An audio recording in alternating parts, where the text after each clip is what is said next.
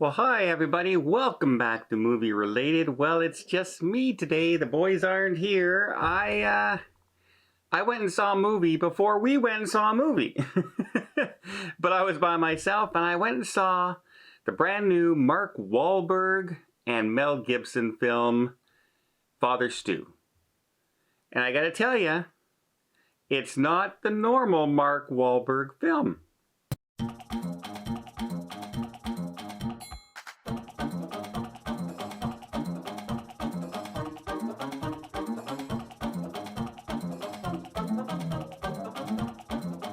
Now, don't get me wrong. Mark Wahlberg plays Mark Wahlberg.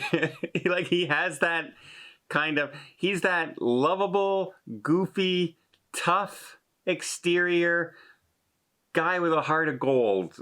Always, right? And like the rough talking, but really cares. And he comes across as that person in all of his films that you just kind of like, right? The guy next door, the good guy. And whether he's playing an action hero or playing a football star or whatever he's playing, that's his character. And he does it so well. Well, in this one, he actually puts on a little more emotion into his acting than I normally see him do. And it's very good. He does a great job. Mel Gibson, he plays the jerk dad. I reckon it's a few months worth of cleanups on aisle 4 to pay off a DUI impound. But there's a transformation in the jerk dad. And there's a story behind his emotions and why he kind of treated his kids that way and why he thinks life is that way. It's just, he does perfect at that role. And I was glad to see that they have that transformation in this movie. If you don't know what the movie's about, it's a true story of a man. He started his career as a boxer. He's the type of guy who doesn't want to get a job, doesn't want to get a blue-collar job. He'll do anything to not do it. At one point, he's trying to become a boxer. That doesn't work. So what's his idea that he's going to do now to survive and everything? I'm going to go to Los Angeles and become a movie star. That kind of person. I figured it out. Yeah, 7th time's a charm. I'll be an actor. Oh, God. Right? He goes there with like $200 to his name, and he gets a job in a supermarket, and everybody who's coming in, he's asking, hey, do you work in the movie industry? Do you work for TV? Do you know anybody? And he gets frustrated that it doesn't work, and he has a drinking problem. On top of that he gets into bar fights and things. He's just a tough guy who, if somebody bows off at him, he's going to fly off the handle.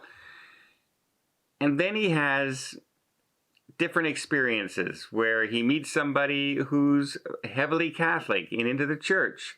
And he starts going to church and meeting people in the church to try and get the girl. I'm a Catholic. Well, ain't that what confession's for? I can't date someone who isn't baptized. Well, I'm gonna be a priest. Right? That's the whole idea, is I'm going to church to get the girl. And I don't want to ruin too much about the movie, but there's a huge, huge transformation in his character where he goes from being the rough exterior guy and everything to like an inspirational person, someone that you can look up. He has numerous things go wrong in his life, and he fights through them and overcomes them to the point where you would just look at somebody and say, no, dude, why aren't you just giving up, right? Why don't you just, no, don't do that anymore. Try something else. But he does. He keeps going. And at the end of the movie, you don't really know where the movie's going at the end, because it can go in a bunch of different directions. And I love the way they chose the direction the ending went. I will tell you, it definitely brought a lump to my throat. It definitely got me emotional. And I don't get emotional at movies, but this one got me emotional. It was done so well. It wasn't over the top.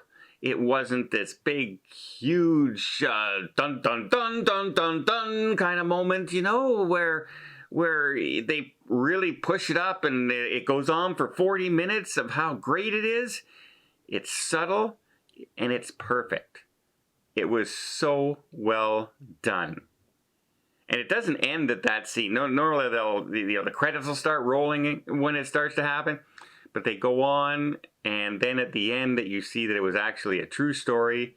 And yeah, I saw this movie by myself before the three of us went and saw the Crimes of Dumbledore movie. Crimes of Dumbledore? No, sorry. Secrets of Dumbledore movie. Harry Potter. Hundreds of $1 million budget. $20 million budget. $20 million budget movie. Father Stu was 10 times superior to that movie.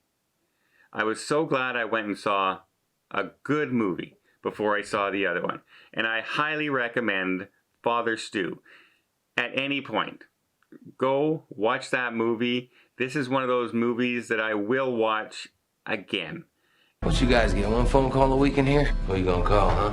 When no one else gives a shit what you got to say, God does. And I haven't been able to say that too much about any movies that come out lately. So yeah, my recommendation, absolutely. I'm giving this an 8.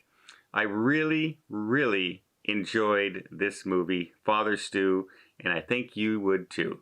Check it out in the theaters. Let me know in the comments. Did you hear anything about it? The advertising for this movie hasn't been great. Hasn't been terrific.